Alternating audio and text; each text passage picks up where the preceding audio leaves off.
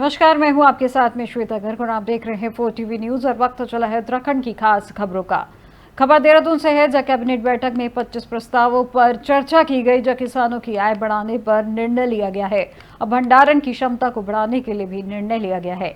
दरअसल मुख्यमंत्री पुष्कर सिंह धामी की अध्यक्षता में उत्तराखंड सचिवालय में कैबिनेट की बैठक आयोजित की गई और करीब 2 महीने बाद वर्तमान वित्तीय वर्ष की इस पहली कैबिनेट बैठक में 25 प्रस्तावों पर विस्तार से चर्चा की गई और किसानों की आय बढ़ाने एवं नकदी फसलों के अधिक उत्पादन को बढ़ावा देने के लिए मंत्रिमंडल में कई महत्वपूर्ण निर्णय लिए गए, जबकि कीवी, ड्रैगन फ्रूट, सेब जैसी फसलों के उत्पादन को बढ़ाया देने के लिए और इनके भंडारण की क्षमता को बढ़ाने के लिए 70 से 80% तक अनुदान दिए जाने का निर्णय लिया गया है। इससे पलायन को रोकने पर भी मदद मिलेगी।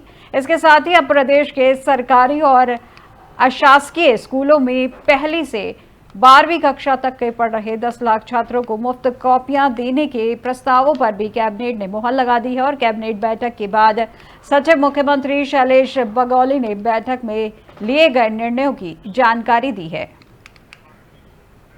और इस खबर पर ज्यादा जानकारी के लिए हमारे साथ हमारे bureau chief Ajay Pandey line पर जुड़ चुके हैं। तो अजय जी, जिस तरीके से कल कैबिनेट बैठक में 25 प्रस्तावों पर चर्चा की गई है, उसके संबंध में क्या कुछ जानकारी मिल पा रही है? देखिए श्वेता, करीब 2 महीने के बाद एक बड़ी बैठक हुई है कैबिनेट की। और जिस तरह से प्रदेश के विकास को लेकर के और तमाम मुद्दों को लेकर के निर्णय लिए जाते हैं, इसी तरह से इस बैठक में निर्णय लिए गए हैं और 25 प्रस्तावों पर इस बैठक के दौरान चर्चा हुई है। और खास तौर पर किसानों की आय बढ़ाने को लेकर के यहाँ पर विशेष फोकस रखा गया।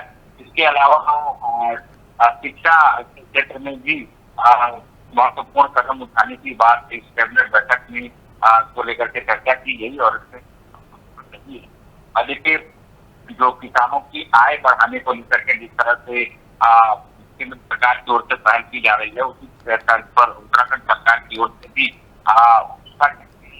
कृषि के क्षेत्र को और विकसित करने और किसानों को तमाम तरह के लाभ देने की कवायद की जा रही है। और खासतौर पर जो नकदी फसलें हैं, उनके उत्पादन को बढ़ावा देने के लिए मंत्रिमंडल में कई निर्णय लिए गए, जैसे कीवी हो गया, ड्रैगन फ्रूट है, सेब है। ये महत्वपूर्ण उत्पादन यहाँ उत्तराखंड के लिए है, तो इनको कैसे आगे बढ़ाया जाए। इसके साथ साथ जो शिक्षा के क्षेत्र की बात हम करें तो जो 10वीं और 12वीं के जो छात्र हैं, उनको मुफ्त कॉपियां वगैरह देने की बात जो है, इसको लेकर के चर्चा की गई है। और इसके साथ साथ जो महत्वपूर्ण तमाम जो विषय रहे हैं, हर जिले में संस्कृत गांव के लिए जो है रखे जाएंगे, उनकी तैनाती की जाएगी, प्रति महीने मानदेय दिया जाएगा। इसके अलावा जो लेखा विभाग के हकदारी के अधीन जो कर्मचारी आएंगे, उनको भी लाभ देने की बात की गई है। और एक और महत्वपूर्ण निर्णय लिया गया है कि उधम सिंह नगर जिले का जो जैली कला है, उसको नगर पालिका बनाने के लिए मंजूरी दी गई है। इसके साथ साथ देहरादून में जो रिस्पना नदी है, वो एक बड़ी नदी है, हालांकि वो बरसाती नदी है, तो वहां से रिस्पना नदी को भी आगे उसके सौंदर्यीकरण को लेकर के इस योजना पर काम किया जाएगा। और शिखर फॉल, जहाँ से रिस्पना नदी की शुरुआत हुई है और मोटरो वाला तक, इसको बाहर अधिसूचित क्षेत्र करने के लिए मंजूरी दे दी गई है।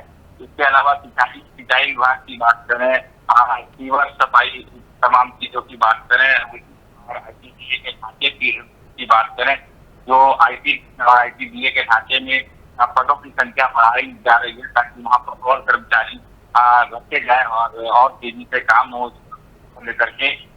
इसके साथ साथ उत्तराखंड के उधम सिंह नगर में ग्रीन एयरपोर्ट अथॉरिटी में 11 हेक्टेयर देने को लेकर के कुल मिलाकर के कल जो कैबिनेट की बैठक हुई है, महत्वपूर्ण बैठक में 25 विषयों पर विस्तार से चर्चा की गई है और इस पर कैबिनेट ने अपनी मंजूरी दे दी है। जिसमें कैबिनेट बैठक में जनहित के मुद्दों को लेकर के चर्चा की जाती है और प्रदेश का विकास किस तरह से हो और तमाम जो महत्वपूर्ण विषय है, उन विषयों पर किस तरह से फोकस रखा जाए और जनता को कैसे लाभ मिले। ये तमाम ऐसे महत्वपूर्ण विषय होते हैं पर विस्तार से चर्चा की जाती है और कैबिनेट की मंजूरी लेना अनिवार्य है। और इसी के तहत मुख्यमंत्री पुष्कर सिंह धामी की अध्यक्षता में कैबिनेट की बैठक हुई और 3 विषयों पर कैबिनेट ने अपनी सहमति दी। जी अजय जी, जिस तरीके से कल कई 25 प्रस्तावों पर जो चर्चा की गई है उसमें तमाम प्रस्तावों को लेकर भी निर्णय लिया गया है, इस पर आगे किस तरीके से आगे अमल में लाने के लिए कब तक का समय दिया गया है, इन पर अमल लाने के लिए कब से काम शुरू किया जाएगा? जी हाँ, देखिए बिल्कुल बहुत से ऐसे विषय होते हैं जिस पर त्वरित कार्यवाही शुरू हो जाती है, लेकिन तमाम ऐसे हैं जो नीतिगत फैसले होते हैं, नीतिगत विषय हैं जिस पर अभी प्रक्रिया शुरू हो जाएगी और आने वाले दिनों में इसका रिजल्ट भी देखने को मिलेगा। अब जैसे जो गौतम सिंह नगर जिले का जो देवली कला गाँव है क्षेत्र है, उस क्षेत्र को नगर पालिका क्षेत्र बनाने के लिए मंजूरी दे दी गई है। तब इसके लिए अधिसूचना जारी होगी और उसको ये तय किया जाएगा कि कौन कौन से हिस्से उस नगर पालिका में जोड़ा जाए, कौन कौन से ऐसे हिस्से हैं जिनको वहाँ पर जोड़ना जरूरी है। तो उसको लेकर के अधिसूचना जारी होने के बाद प्रक्रिया शुरू होगी, तमाम लोग आपत्ति दर्ज करेंगे। इसके साथ साथ उत्तराखंड आवास विकास परिषद का जो पुनर्गठन है उसको मंजूरी दे दी गई है और उन की संख्या जो है वहाँ पर भी बढ़ाई गई है। जहाँ पर प्रक्रिया शुरू होगी तो नियुक्ति को लेकर के किस तरह के विषय रखे जाएंगे, कैसे कैसे नियुक्ति की जाएगी, तो इस तरह से तमाम ऐसे महत्वपूर्ण निर्णय हैं जिनमें थोड़ा वक्त जरूर लगेगा। और जैसे रेस्टोरेंट का से लेकर के जो है शिखर फॉल से लेकर के मोत्रवाला तक बाढ़ क्षेत्र, तो इसके लिए भी अब अधिसूचना जारी कर दी जाएगी और उसके बाद उस पर कार्यवाही होगी, उस पर अमल लाया जाएगा। इस तरह से तमाम विषय है जिनको लेकर के थोड़ा वक्त जरूर लगेगा, लेकिन कैबिनेट में जो निर्णय होते हैं काफी अहम होते हैं, काफी महत्वपूर्ण होते हैं और वहां से जब सब संस्तुति हो जाती है तो उसके बाद तेजी से उस पर उस दिशा में काम भी शुरू हो जाता है। जी बहुत बहुत शुक्रिया अजय जी हमारे साथ इस खबर पर जुड़ने के लिए। तो ये थे हमारे ब्यूरो चीफ अजय पांडे जिन्होंने बताया कि मुख्यमंत्री पुष्कर सिंह धामी की अध्यक्षता में उत्तराखंड में सचिवालय में एक कैबिनेट की बैठक हुई जिसमें 25 प्रस्तावों पर चर्चा की गई, जिसमें तमाम प्रस्तावों को लेकर निर्णय भी लिया गया है, जिसमें बताया जा रहा है कि जल्द ही उन निर्णयों पर कार्रवाई शुरू कर दी जाएगी।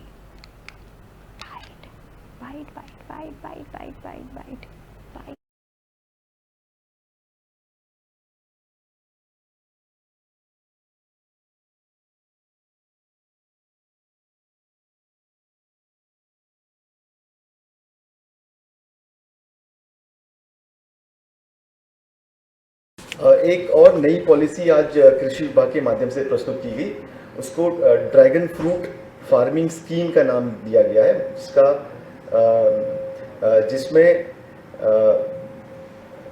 इसमें ये योजना है कि इस योजना में प्रति एकड़ 8 लाख रुपए तक की कॉस्ट रखी गई है और इसमें जो लोग प्लांटेशन ड्रैगन फ्रूट का प्लांटेशन करने के लिए 80% तक की सब्सिडी इसमें दी जाएगी और आगामी 5 वर्ष में इसमें 282 एकड़ भूमि पर ड्रैगन फ्रूट की कृषि करने का ये योजना रखी गई है और जिसमें लगभग 450। अब खबर देहरादून से है जहां आज ईडी कार्यालय पर कांग्रेस का प्रदर्शन है, जो दोपहर 12 बजे कांग्रेस का ये प्रदर्शन होगा। प्रदेश अध्यक्ष करण मारा के नेतृत्व में ये प्रदर्शन किया जाएगा और ईडी पर दुर्भावनापूर्ण और राजनीतिक पूर्वाग्रह से ग्रसित होने का आरोप लगाया गया है, जिसमें सोनिया गांधी और राहुल गांधी को समन भेजे जाने पर प्रदर्शन किया जा रहा है। वही समन भेजे जाने का कांग्रेस कार्यकर्ता कर रहे हैं विरोध और ईडी कार्यालय पर प्रदर्शन करेंगे कांग्रेस। इस वक्त की बड़ी खबर आपको देहरादून से बताई जा रही है, जहां पर आज कांग्रेस का आज देशव्यापी प्रदर्शन है। उसी के चलते देहरादून में भी आज ईडी कार्यालय पर कांग्रेस का प्रदर्शन है, जो दोपहर 12 बजे कांग्रेस का ये प्रदर्शन होगा। इसमें बता दें कि प्रदेश अध्यक्ष करण मारा के नेतृत्व में प्रदर्शन किया जाएगा और ईडी पर दुर्भावनापूर्ण और राजनीतिक पूर्वाग्रह से ग्रसित होने का आरोप लगाया गया है, जिसमें सोनिया गांधी और राहुल गांधी को समन भेजे जाने पर यह प्रदर्शन किया जा रहा है। वहीं समन भेजे जाने का कांग्रेस कार्यकर्ता कर रहे हैं विरोध और ईडी कार्यालय पर प्रदर्शन करेंगे कांग्रेसी इस वक्त।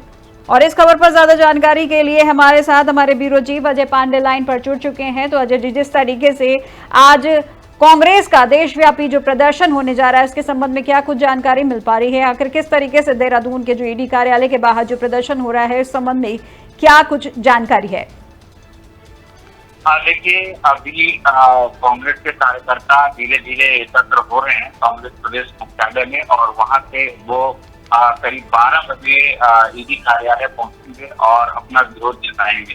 कांग्रेस नेताओं का कहना है कि ये कदम जो है केंद्र सरकार की ओर से उठाया गया है, दुर्भावनापूर्ण कदम है, और इसके अलावा राजनीति से ये प्रेरित है, राजनीतिक बदले की कार्यवाही की जा रही है। और यही वजह है कि अब कांग्रेस की जो तमाम नेता है, कार्यकर्ता है, वो कांग्रेस प्रदेश अध्यक्ष करण महारा के नेतृत्व में आज ईडी कार्यालय पहुंचेंगे और वहां पर अपना विरोध जताएंगे, वहां धरना प्रदर्शन करेंगे और ज्ञापन भी देंगे। देखिए, ये जो पूरे देश में कांग्रेस के कार्यकर्ता जो कार्यालयों पर प्रदर्शन करेंगे, ईडी कार्यालय पर जाकर के, उसी के तहत आज उत्तराखंड में भी ईडी कार्यालय पर कांग्रेस के नेता और कार्यकर्ता प्रदर्शन करेंगे। इसके लिए तैयारी पूरी कर ली गई है और अभी कांग्रेस प्रदेश मुख्यालय में धीरे धीरे कांग्रेस के नेताओं का होना शुरू हो गया है। अभी वरिष्ठ नेता है और नहीं पहुंचे हैं, कुछ नेता भी पहुंचेंगे, प्रदेश अध्यक्ष पहुंचेंगे, इसके अलावा जो तमाम और नेता है वो पहुंचेंगे, कार्यकर्ता पहुंचेंगे और उसके बाद वो कांग्रेस प्रदेश मुख्यालय से ईडी कार्यालय की तरफ मूव करेंगे। अब देखने वाली बात होगी कि क्या पुलिस प्रशासन कांग्रेस नेताओं को ईडी कार्यालय तक जाने की अनुमति देती है, उनको जाने देती है, या बीच में ही बैरिकेडिंग में जाकर के उनको रोक दिया जाता है। तो कुल मिलाकर के यहाँ देहरादून में इस समय गाना गहने का माहौल बना हुआ है और विपक्ष की ओर से विरोध प्रदर्शन की बात कही जा रही है। वही सत्ता पक्ष के जो तमाम नेता हैं वो कह रहे हैं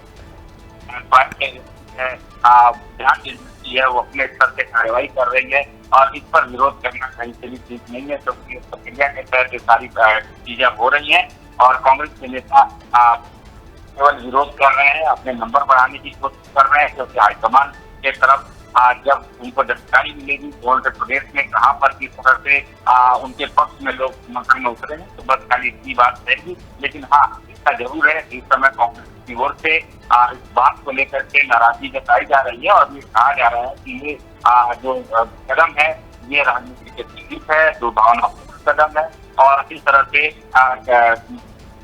कांग्रेस को घेरने की कवायद की जा रही है, जो कहीं से भी जी। बहुत बहुत शुक्रिया अजय जी हमारे साथ इस खबर पर जुड़ने के लिए।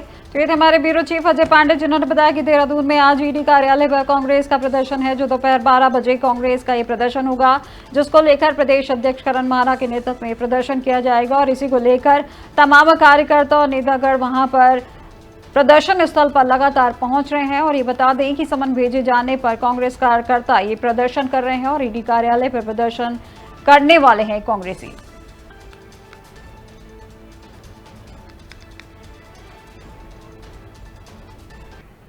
अब खबर देहरादून से है, जहां सभी विभागों की अनिवार्य रूप से बायोमेट्रिक लागू होगी, जिसको लेकर मुख्य सचिव आनंद वर्धन ने निर्देश दिए हैं। इसको लेकर वरिष्ठ आईएएस अधिकारी सचिव सामान्य प्रशासन विभाग विनोद कुमार सुमन ने आदेश जारी किया है। यह आदेश 1 मई से सभी विभाग में अधिकारियों और कर्मचारियों के लिए अनिवार्य रूप से लागू किया जाएगा और इसके साथ ही उन्होंने कहा कि यदि विभाग में बायोमेट्रिक मशीनें स्थापित नहीं है या पर्याप्त संख्या में नहीं है तो इसके लिए समय से सभी जरूरी तैयारियां पूरी कर ली जाएं। आगे उन्होंने कहा कि पूर्व में स्थापित बायोमेट्रिक मशीनों में यदि कोई कमी है तो उसे भी ठीक करा लिया जाए। आपको यह भी बता दें कि इस संबंध में पूर्व में भी उत्तराखंड के सभी राजकीय विभाग में बायोमेट्रिक हाजिरी के निर्देश दिए गए थे।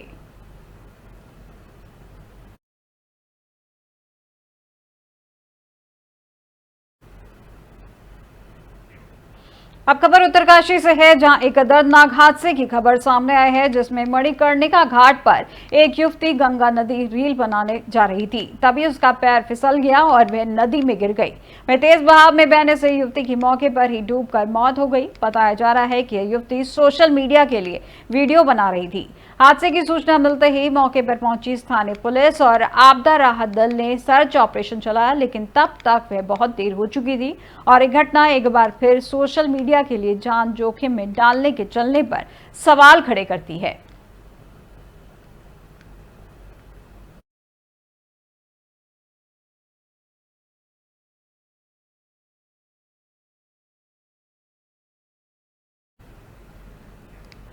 खबर देहरादून से है, जहां आज सीएम धामी उत्तरकाशी में सिलक्यारा टनल का निरीक्षण करेंगे, जिसको लेकर वे दोपहर 12 बजे उत्तरकाशी पहुंचेंगे।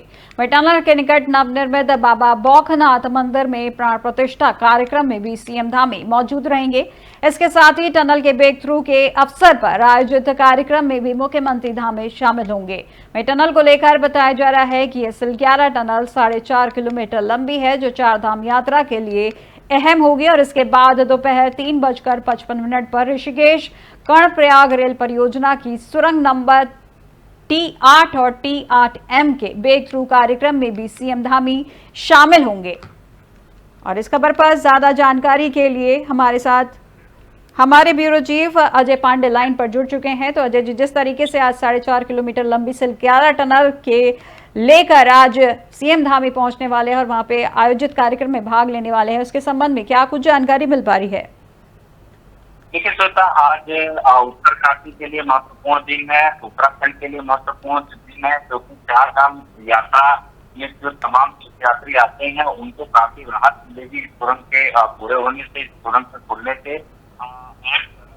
मुख्यमंत्री कुछ देर बाद पहुंचेंगे उत्तरकाशी और वहां पर सिलक्यारा टनल का निरीक्षण करेंगे और टनल का जो ब्रेक थ्रू होगा, इस अवसर पर एक कार्यक्रम आयोजित किया गया है। कार्यक्रम में मुख्यमंत्री पुष्कर सिंह धामी शामिल होंगे।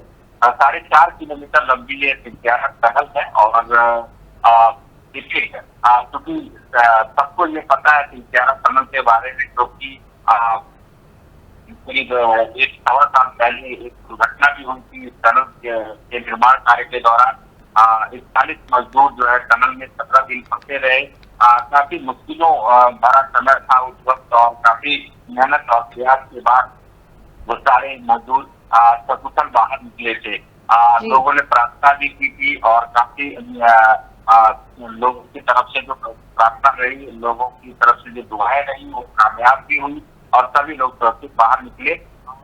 टनल के पास बाबा बौखनाथ का मंदिर है और फिर में भी पूजा अर्चना लोगों ने की थी, उससे भी मन्नत लोगों ने मांगी और वो पूरी हुई। टनल के रूप के अवसर पर आज वहां पर एक मंदिर जो बनाया गया है बाबा बौखनाथ का, तो उस मंदिर में भी प्राण प्रतिष्ठा की जाएगी और उस कार्यक्रम के दौरान रहेंगे।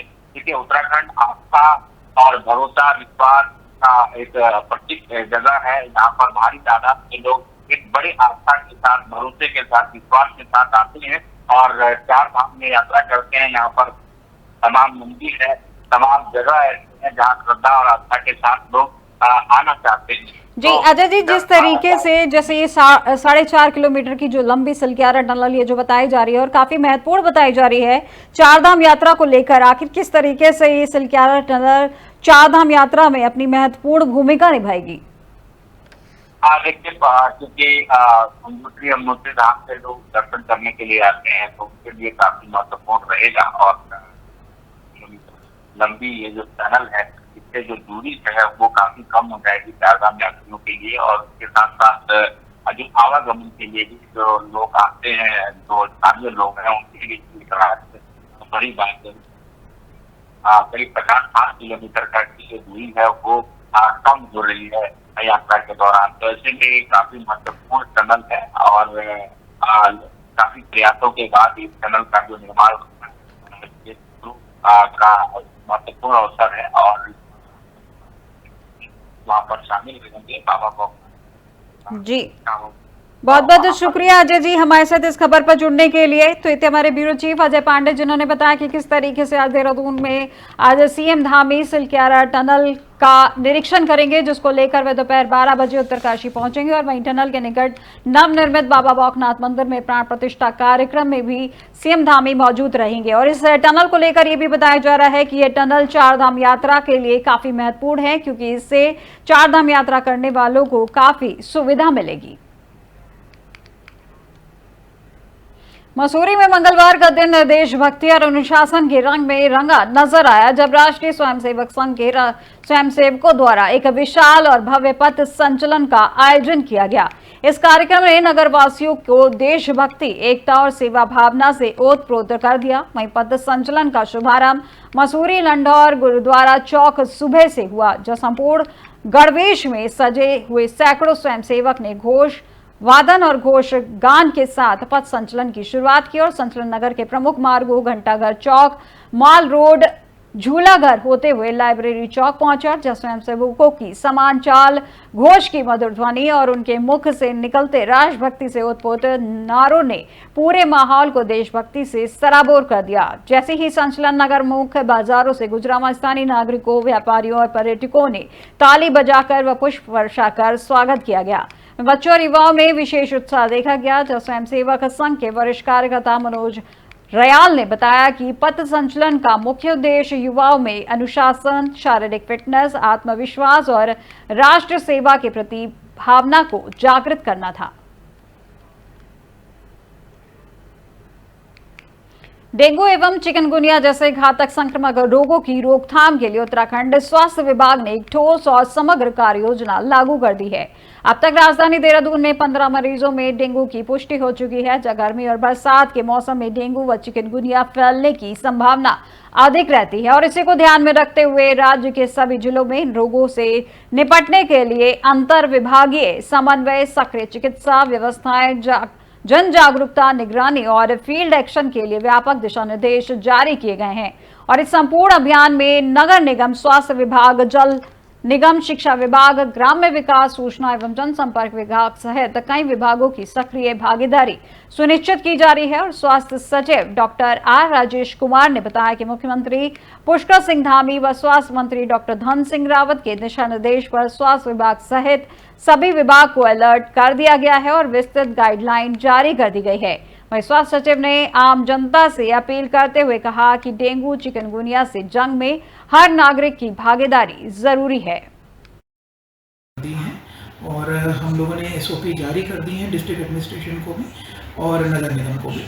और इसमें जैसे पिछले साल के तर्ज पे जो हमारी स्ट्रैटेजी सक्सेसफुल रही है, उसमें हम दो चीज़ों पे फोकस कर रहे हैं। एक तो सोर्स रिडक्शन स्ट्रैटेजी, जो कि प्रिवेंटिव स्ट्रैटेजी है, और दूसरा माइक्रो कंटेनमेंट जोन जो है इस्टेब्लिश करना, माइक्रो जोन्स बनाना, जिसमें डिस्ट्रिक्ट एडमिनिस्ट्रेशन, हेल्थ, नगर निगम के अधिकारी टीम बना के सोर्स रिडक्शन। और अब देहरादून से जुड़े एक और बड़ी खबर आपको बता दें, 30 अप्रैल से चारधाम यात्रा की है शुरुआत। चारधाम यात्रा को लेकर सरकार की है पूरी तैयारी।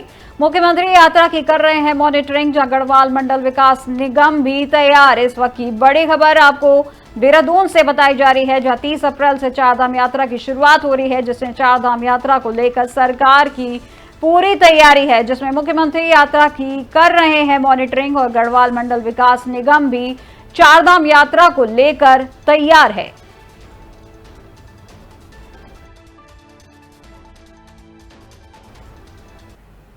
उत्तराखंड की अब तक की खबरों में फिलहाल बस इतना ही और देश दुनिया की तमाम जानकारी के लिए देखते रहिए 4 TV न्यूज। नमस्कार।